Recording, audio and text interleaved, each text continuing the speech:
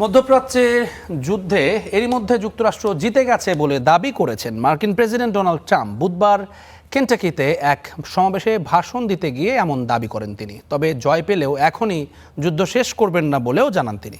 বলেন আরও কিছুদিন অভিযান চলবে। ১৩ দিন ধরে চলমান অপারেশন এপিক ফিউরিতে ইরানের নৌবাহিনীর ৫৮টি জাহাজ ধ্বংস হয়েছে বলেও দাবি করেছেন তিনি। খুব দ্রুত ইরানের সামরিক সক্ষমতা ধ্বংস করায় মার্কিন সেনাবাহিনীর ভূয়সী প্রশংসা করেন তিনি। তবে এর আগে ট্রাম্প বলেছিলেন খুব দ্রুতই যুদ্ধ শেষ হবে।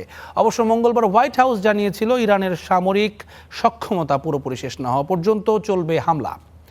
এতে ৬ সপ্তাহ পর্যন্ত সময় লাগতে পারে।